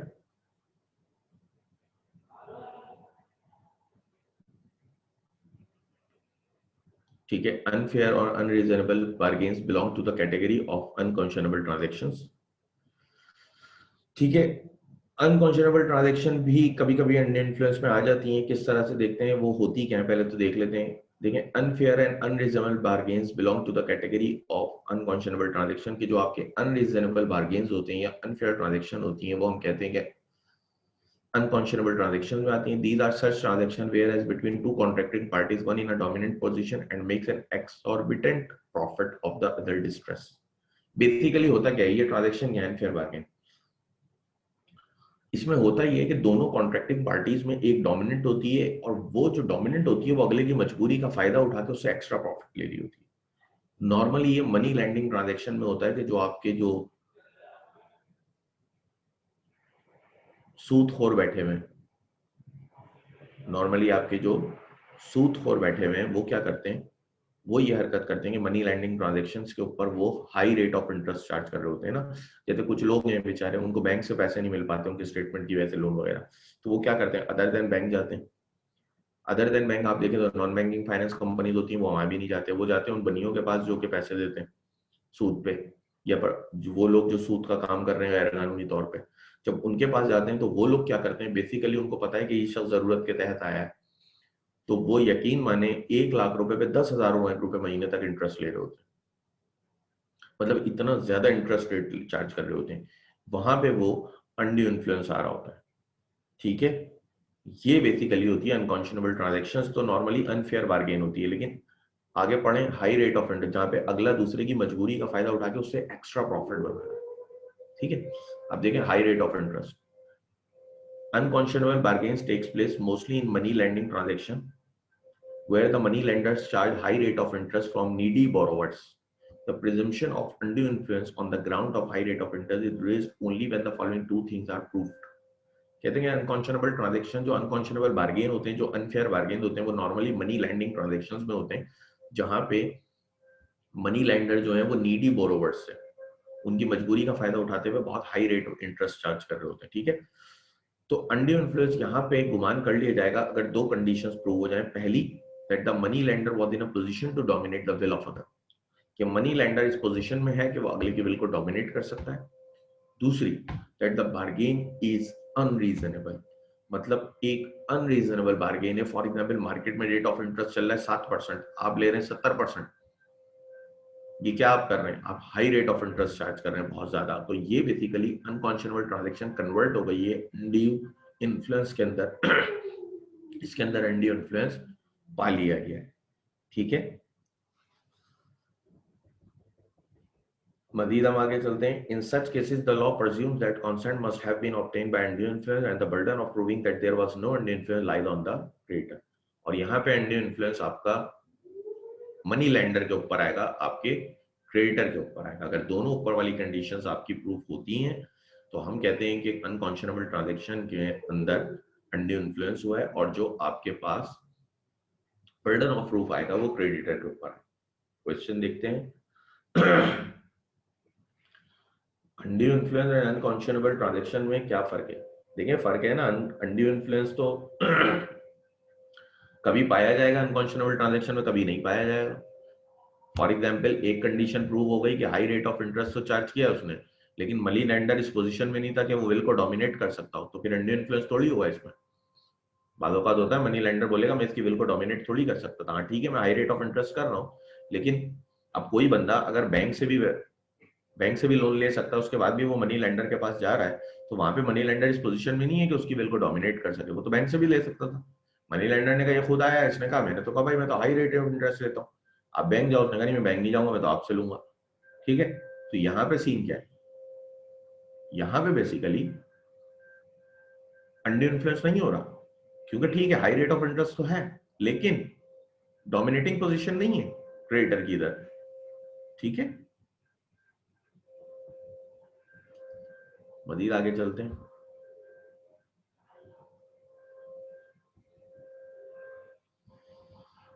Nowadays हाई प्राइजेस के हिसाब से पढ़ लें। As regards exorbitant price charged by the trader, it is never considered case of undue influence। अगर कोई ट्रेडर हाई प्राइस चार्ज कर रहा है, फॉर एग्जांपल एक प्रोडक्ट है वो एक ही शॉप में मिलती है और वो उसकी हाई प्राइस चार्ज कर रहा है, तो कल को आप शॉप में ये खड़े नहीं हो जाइए कहने की अनड्यू इन्फ्लुएंस कर रहे हो तुम, कि मेरी मजबूरी का फायदा उठा रहे हो, हमारी मजबूरी का फायदा उठा रहे हो, क्योंकि इस प्रोडक्ट सिर्फ तुम्हारे पास है इसलिए तुम हाई रेट में बेच रहे हो। नहीं, वो अनड्यू इन्फ्लुएंस में नहीं आता, एक्सेप्शन है। As regards exorbitant price charged by the trader, it is never considered a case of undue influence। ये एक्सेप्शन है, ठीक है। कि अगर कोई ट्रेडर जो है वो किसी प्रोडक्ट वगैरह की हाई प्राइस चार्ज कर रहा है बहुत ज्यादा किसी भी वजह से, तो वो अनड्यू इन्फ्लुएंस नहीं है, ठीक है सर। अच्छा ये है जी पर्दा नशी वुमेन, इसको आप जरा घर से पढ़ लीजिएगा। फिर आपके पास आता है distinction between coercion and undue influence, ये भी आप घर से पढ़िएगा, कल की क्लास में पूछिएगा। पर्दा नशी वुमेन में भी कुछ समझ में ना आया हो तो वो भी कल की क्लास में पूछिएगा। ये देने का मतलब ही इसलिए होता है कि आप थोड़ा घर से किताब खोल लें, क्योंकि वैसे तो आप में से कोई किताब खोलेगा नहीं।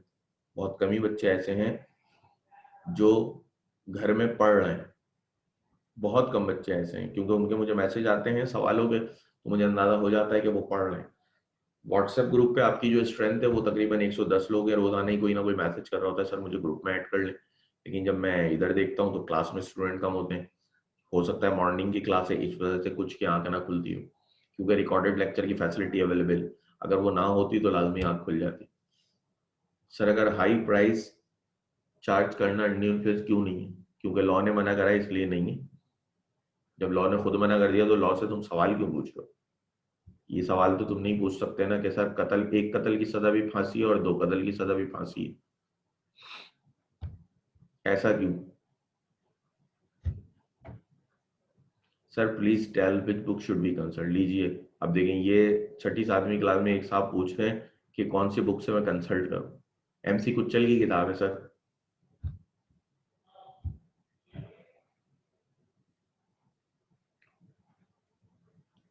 ठीक है, नेक्स्ट आगे चलते हैं हम मिस रिप्रेजेंटेशन की तरफ। और कोई क्वेश्चन है किसी का इंडियन प्लस ये कोवर्जन से लिंक?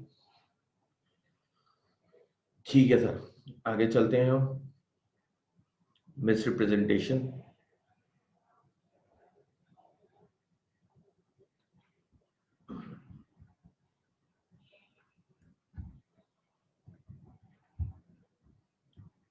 देखें a representation means a statement of fact, ठीक है। रिप्रेजेंटेशन क्या होती है? किसी भी फैक्ट को प्रेजेंट कर देना, किसी भी स्टेटमेंट को, प्रेजेंट कर देना किसी के सामने, हम कहते हैं कि ये रिप्रेजेंटेशन हो गई। क्लियर? डेफिनेशन पर डायरेक्ट आते हैं।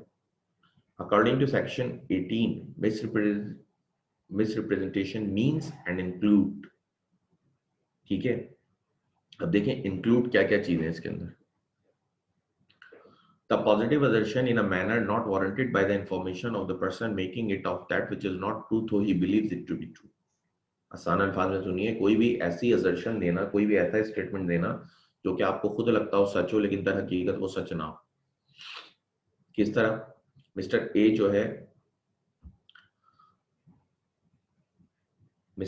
जो है, अपनी लैंड सेल कर रहे हैं। ठीक है, या मिस्टर ए जो है अपनी लैंड सेल कर रहे हैं। ठीक है, वो कह रहे हैं कि यहाँ पे जो प्रोडक्शन होती है वो 35,000 केजीज ऑफ व्हीट की होती है, लेकिन उनको क्या लग रहा है कि 35,000 केजीज ऑफ व्हीट की हो रही है। उनको भी ऐसा ही लगता है खुद को, जो सेलर है, लेकिन सच क्या है कि वो सिर्फ 30,000 ऑफ व्हीट की हो रही है, 30,000 केजी ऑफ व्हीट की होती है प्रोडक्शन, जो सच है। लेकिन अब देखें ये क्या, ये एक पॉजिटिव असर्शन है कि मिस्टर ए को भी ऐसा लगता है कि ये एक पॉजिटिव असर्शन है। क्यों? क्योंकि मिस्टर ए को भी ऐसा लग रहा है कि ये चीज सच है, जो कि दर हकीकत सच नहीं थी। ठीक है, उनको खुद भी लगता था। क्लियर है? उनको खुद लग रहा है कि हाँ ये चीज सच है, लेकिन ये सच नहीं है। उन्होंने कहा कि यहाँ पे 35,000 केजी की प्रोडक्शन होती है, लेकिन दर हकीकत वहां पे 30,000 केजी होती है। मतलब उनको खुद ऐसा लगता है कि 35 होती है, उनको खुद नहीं पता कि एक्चुअल प्रोडक्शन तो सिर्फ 30 की होती है, और वो इस बेस पे बी को एक असर्शन दे रहे हैं। तो ये बेसिकली एक पॉजिटिव असर्शन है, जो कि मिस रिप्रेजेंटेशन का केस है। क्योंकि देखिए मिस रिप्रेजेंटेशन अनइंटेंशनली होती है, इंटेंशनली कोई नहीं करता। फ्रॉड इंटेंशनली होता है कि जानबूझ के आप कर रहे हैं। मिस रिप्रेजेंटेशन होती है अनइंटेंशनली, तो उसको खुद लग रहा था कि मैं 35,000 की प्रोडक्शन होती है, लेकिन दर हकीकत वहां सिर्फ 30,000 की प्रोडक्शन होती है। क्लियर? तो ये एक मिस रिप्रेजेंटेशन। नेक्स्ट आप आए, any breach of duty which without an intent to deceive gains an advantage to the person committing it or anyone claiming under him by misleading another to his prejudice or to prejudice of anyone claiming under him। कोई भी ऐसी चीज जो breach of duty है आपकी, कि without an intent to deceive. देखें intention to deceive हो तो फिर तो वो फ्रॉड हो जाता है। ठीक है, without an intent to deceive का मतलब ये होता है कि आपकी धोखा देने की नियत नहीं है। फॉर एग्जाम्पल, आप मिस्टर ए से उनकी फैक्ट्री परचेज कर रहे थे। ठीक है, आप मिस्टर ए से उनकी फैक्ट्री परचेज कर रहे थे, और जिस वक्त आपने उसके फाइनेंशियल्स देखे थे उसका टर्नओवर था 5 मिलियन। उसका टर्नओवर कितना था, सेल्स कितनी थी, 5 मिलियन। तो यही चीज देख के आप परचेज कर रहे थे कि सेल वेल तो अच्छी है। अब क्योंकि आपकी डीलिंग 3-4 महीने तक चलती रही, और डीलिंग के वक्त क्या हुआ, जब एग्रीमेंट साइन हो रहा था, उसकी जो प्रोडक्शन थी वो बेसिक, उसकी जो सेल थी वो बेसिकली गिर के 2 मिलियन पे आ गई थी। लेकिन यहाँ पे एक ब्रीच ऑफ ड्यूटी था। ठीक है, मिस्टर ए को चाहिए था कि वो आपको बताते, लेकिन उन्हें ऐसा लगा कि वो बताएंगे तो यार ये तो डील खत्म हो जाएगी, तो उन्होंने आपको नहीं बताया। उन्होंने आपको नहीं बताया क्योंकि उनको पता था अगर वो आपको बताएंगे तो शायद आप नहीं खरीदें या बात और लंबी चले। उन्होंने आपको नहीं बताया, तो बेसिकली उन्होंने ब्रीच ऑफ ड्यूटी करा, और ब्रीच ऑफ ड्यूटी के केस में भी आप जो है वो मिस रिप्रेजेंटेशन के केस में आ गए। ठीक है, third one, causing however innocently a party to an agreement to make as a substance of the thing which is subject to the agreement। innocently आप खुद से कोई मिस्टेक कर लें। फॉर एग्जाम्पल, जैसे कि मैं आपको बताऊं, आपकी एक बाइक थी, आप एक बाइक वाले के पास गए बाइक खरीदने। ठीक है, आप एक बाइक वाले के पास बाइक खरीदने गए, और आप उससे बाइक खरीद रहे थे, उससे आपने बोला कि भाई ये फ्री, उसने आपको बोला ये फ्री फ्रॉम ऑल डिफेक्ट्स है, इनोसेंटली। ठीक है, उसने आपको बोला ये फ्री फ्रॉम ऑल डिफेक्ट है, इसमें कोई डिफेक्ट नहीं है, 0 मीटर है, लेकिन उसमें कोई बिल्ट इन डिफेक्ट है। जैसे कि अगर मैं बात करूं, आपकी जो होंडा सिविक है, नहीं, इसके अंदर बैटरी का प्रॉब्लम है। ठीक है, या इससे पहले जो आपकी सिविक रिबॉर्न आई थी उसका भी मसला था कि वो कुछ अर्से बाद अपनी जो की है वो पहचानना भूल जाती थी। ठीक है, तो स्टार्ट में प्रॉब्लम करती थी। अब अगर आप किसी शोरूम पे परचेस करने जाएं तो वो आपको बोलेगा कि जनाब ये जो केस है ये फ्री फ्रॉम ऑल डिफेक्ट्स है, ठीक है, ये फ्री फ्रॉम ऑल डिफेक्ट है, लेकिन उसमें एक बिल्टन डिफेक्ट है, ये एक बिल्टन डिफेक्ट है, तो ये इनोसेंटली मिस्टेकनली वो कह रहा है। लेकिन वो अलग बात है जब तक आपको वो चीज पता चलती है टाइम बार्ड हो चुका होता है, तो आप वहां पे जाके उसको वाइडेबल नहीं कर पाते क्योंकि वो ऑलरेडी टाइम बार्ड हो चुका होता है। ठीक है, तो ये एक बिल्ट इन डिफेक्ट है जो उसमें आया। ठीक है, तो ऐसी कोई हरकत अगर हो रही है तो ये भी एक मिसरिप्रेजेंटेशन में आ रही है। तो तीनों चीजें मिसरिप्रेजेंटेशन में आती है, positive assertion, breach of duty और मिस्टेक। ठीक है, ये भी एक मिसरिप्रेजेंटेशन में आता है।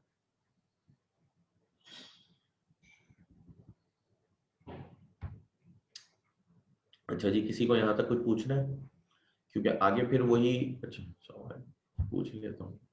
सर बी वाली ऑप्शन काइंडली दोबारा बता। देखिए बी था बेसिकली ब्रीच ऑफ ड्यूटी। ठीक है, ब्रीच ऑफ ड्यूटी किस तरह से कि जब आप उसका बिजनेस परचेज कर रहे थे उसका टर्नओवर 5 मिलियन था, वही देख के आप परचेज कर रहे थे क्योंकि वो चीज आपके लिए अट्रैक्टिव थी। लेकिन डीलिंग चलती रही 3-4 महीने, और 3-4 महीने के दौरान क्या हुआ, टर्नओवर गिर के आपका आ गया 2 मिलियन पे। लेकिन वो शख्स ने आपको बताया नहीं एग्रीमेंट के वक्त, वो बताता तो शायद आप रुक जाते।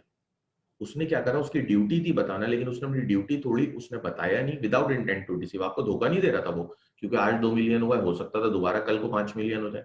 धोखा तो नहीं है ना। ठीक है, तो ये चीज थी, लेकिन ये नहीं हो सका, उसने आपको नहीं बताया, तो ये दर हकीकत एक ब्रिज ऑफ ड्यूटी करी। ठीक है, और ये मिस रिप्रेजेंटेशन में क्लियर। देखो मिस रिप्रेजेंटेशन में वही मैंने दोबारा बता दें, मतलब देखो उसमें तीन चीजें हैं, एक तो पॉजिटिव असर्शन है, एक ब्रीच ऑफ ड्यूटी है, और एक आपके पास मिस्टेक है। पॉजिटिव असर्शन क्या थी कि आपको लगता था कि एक बात सच है, लेकिन दर हकीकत वो सच नहीं थी। जैसे कि आपको लगता था कि आपकी जो जमीन है उस पर जो वीट की प्रोडक्शन होती है वो 35,000 kg होती है पर मंथ। आपने यही कह के आगे सेल आउट करी, लेकिन दर हकीकत उस पर सिर्फ 30,000 kg पर मंथ की प्रोडक्शन होती है। ठीक है, आपको भी 35 लगता था, तो बाद में ये बात पता चली, तो ये भी एक मिसरिप्रेजेंटेशन है। इसी तरह ब्रीच ऑफ ड्यूटी मैंने ऑलरेडी अभी बताया। मिस्टेक, क्या आप एक कार सेल आउट कर रहे हैं, आपको लग रहा था इसमें कोई डिफेक्ट नहीं है, आप सॉरी आप एक शोरूम में बैठे हैं, कंपनी से 0 मीटर कार आई है, लाभनी की बात है कोई डिफेक्ट नहीं होगा, मैं या आप कोई भी यही सोचेगा जीरो डिफेक्ट है। ठीक है, लेकिन उसके अंदर अगर कोई बिल्टन डिफेक्ट आ जाता है तो ये बेसिकली एक इनोसेंट मिस्टेक हुई है आपसे, जिसकी बेस पे आपको सेल करा है, या कंपनी भी ऐसा करती है तो वो इनोसेंटली आपको सेल कर रही है। बिल्टन डिफेक्ट है, इफेक्ट नहीं है। बिल्टन डिफेक्ट मतलब मैन्युफैक्चरिंग के वक्त से ही है। नहीं, ये फ्रॉड नहीं हुआ, उसकी इंटेंशन टू डिसीव नहीं थी, वो आपको धोखा थोड़ी दे रहा था। 5 मिलियन तो कमाती थी ना कंपनी, उस टाइम सेल गिरी हुई थी, 2 मिलियन हुई हुई थी। हो सकता था वो 3 दिन बाद फिर 2 महीने बाद फिर 5 मिलियन पे बढ़ जाए। ठीक है, वो बेनिफिट जरूर ले रहा है और बताना उसकी जरूरत थी, उसको बताना चाहिए था, लेकिन ये फ्रॉड नहीं है। फ्रॉड अभी आप पढ़ेंगे आगे जाके कि fraud is a different thing. Fraud एक अलग चीज होता है, उसमें तो पहुंचाना ही अगले को नुकसान होता है, इसमें वो आपको कोई नुकसान नहीं पहुंचा रहा है। अच्छा जी, और कुछ?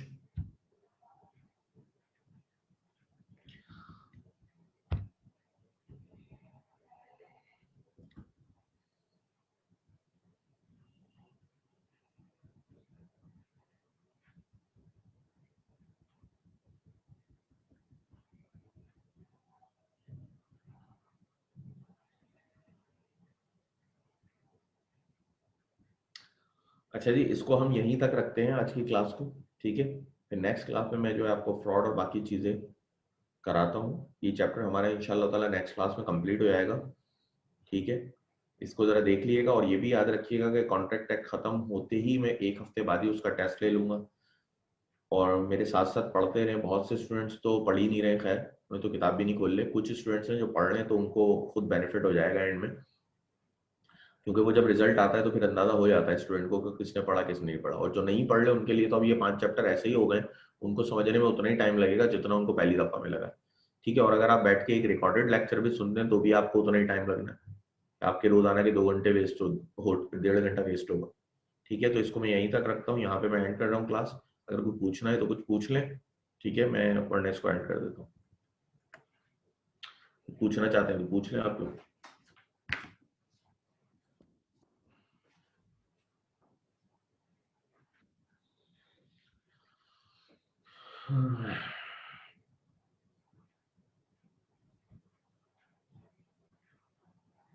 ठीक है सर, कोई नहीं पूछ रहा, 1 मिनट, एक सवाल पूछ लिया किसी ने। ए पॉइंट है पॉजिटिव असर्शन। ठीक है, कि आपने किसी को ये कहा कि आपको लगता है कि ये स्टेटमेंट सच है, आपको खुद भी लगता है, लेकिन वो दरहकीकत सच नहीं था। जैसे कि मैंने एक वीट की एग्जांपल दी कि आपको लग रहा है कि इस जमीन पे इतनी प्रोडक्शन होती है, लेकिन दरहकीकत उस पर इतनी प्रोडक्शन नहीं, और यही कह के आपने आगे सेल कर दी। ठीक है, यही कह के आपने आगे सेल कर दी जमीन। आपको भी लगता था कि हाँ यार 35,000 kg प्रोड्यूस हो रहा है, आपने यही बात आगे कोट कर दी, लेकिन ओरिजिनली उस पर इतना प्रोड्यूस नहीं होता था। ठीक है, तो ये बेसिकली पॉजिटिव असर्शन है, जो तुम्हें खुद भी लग रहा था कि सच है, और यही कह के तुमने आगे बेचा, लेकिन दर हकीकत वो सच नहीं था। देखिए, सूट तो फाइल होगा ना, लाजमी सी बात है, जब कॉन्ट्रैक्ट मिसरिप्रेजेंटेशन की वजह से भी वाइडेबल है तो सूट तो फाइल होगा। ठीक है, सूट फाइल होगा ना, जब वाइडेबल है तो आपके ऊपर ऑप्शन है कि आप रिसेंट करें या अफर्म करें। रिसेंट करते हैं तो आपने सूट ही फाइल करना है। इफेक्ट ऑफ अनड्यू इन्फ्लुएंस दोबारा समझा दें, इफेक्ट्स ऑफ अनड्यू इन्फ्लुएंस क्या है? रिस्टोरेशन ऑफ बेनिफिट्स हो जाएगा। अगर तुमने कोई बेनिफिट लिया है अनड्यू इन्फ्लुएंस से, या अगले ने कोई लिया है, तो वो रिस्टोर हो जाएगा, वापस ही हो जाएंगे। सर हमारी फिजिकल क्लासेस यहीं से स्टार्ट होंगी, ये नहीं पता मुझे, ये मैंने लॉ में कहीं नहीं पढ़ा, ये तुम आईसीएम में तो पता करना। Burden of proof repeating the, देखिए बर्डन ऑफ प्रूफ का क्या था, रिपीटिंग द प्रिजम्पशन का, कि कुछ रिश्ते आपने ऐसे पढ़े थे जहां पे हमने ये पढ़ा था कि अगर सिर्फ यही प्रूफ हो, ये रिश्तों को ही देख के, जैसे कि पुलिस और एक्यूज का रिश्ता, ठीक है, इसको देख के ही पता चल जाता है कि इस केस में अनड्यू इन्फ्लुएंस होगा।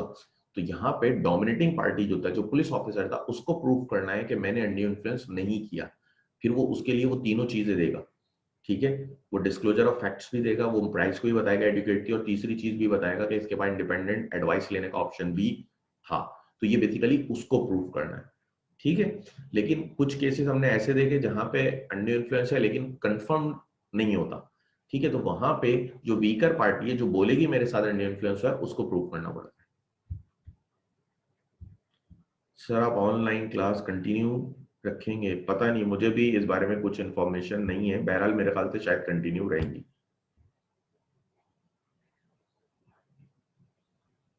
ठीक है सर, यहीं तक रखते हैं। अल्लाह हाफिज।